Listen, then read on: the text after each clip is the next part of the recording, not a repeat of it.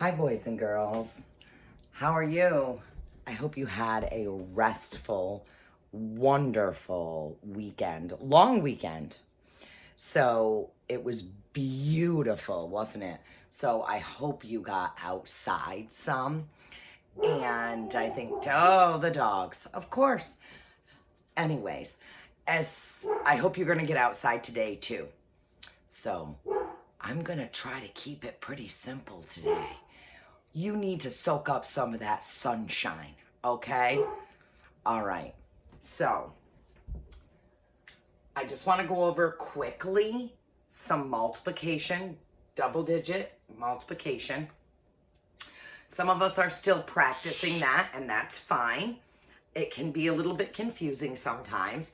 So I just want to go over for math today some more with you, so that you can go back, look at the video. It's been a 3-day weekend. We haven't done this. So we'll do that, and then I'll give you some problems to do, okay? So look at this one here, the first one, 22 times 20.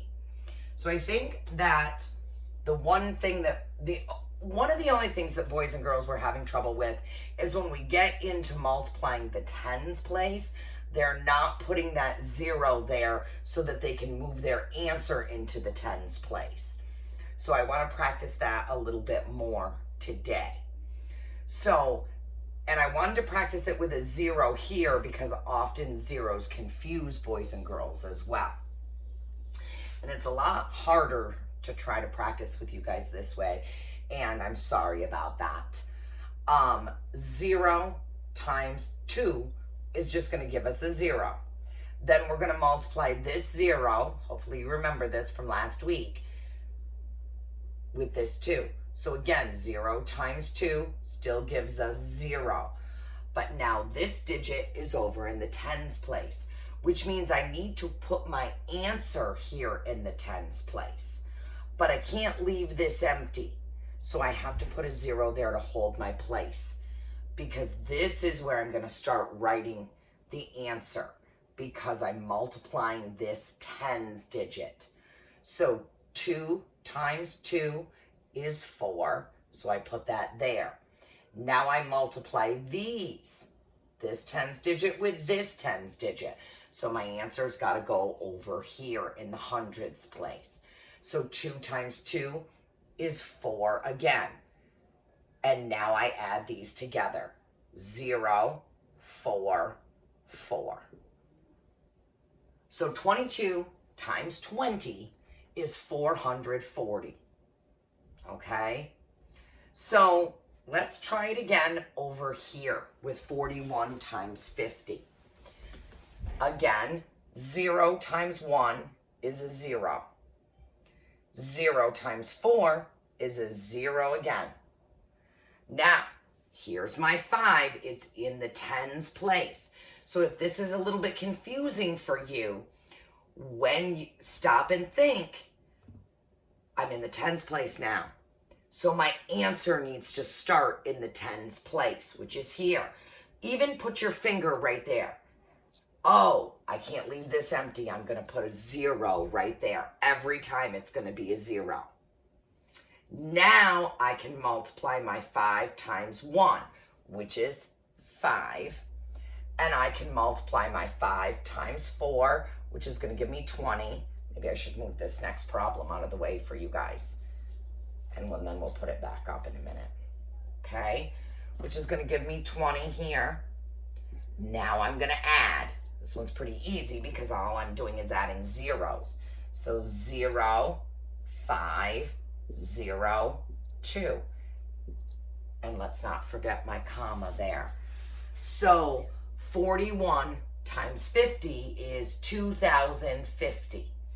When you get down here, if your answer is not bigger than these digits, it could be, sometimes, it could be an indicator that we didn't hold our place with a 0, depending on what you're multiplying. So let's do that last one. Hopefully you guys can see. Maybe I should erase this one. And it was 73 times 60, right? Hold on. Let me check my paper to make sure I'm right. Oh, yes, it was. Forget so soon. So I'm going to do my 73 times 60. So I'm going to do the same thing here. I'm going to multiply my ones digit times both of these. So 0 times 3 is 0. And then 0 times 7 is 0. So here again, I'm multiplying my tens digit. So I have to put my answer in the tens place. So I'm going to put my finger right there because that's where I know I need to start my answer. And that means this is empty, so I'm going to put a 0 right there. Okay?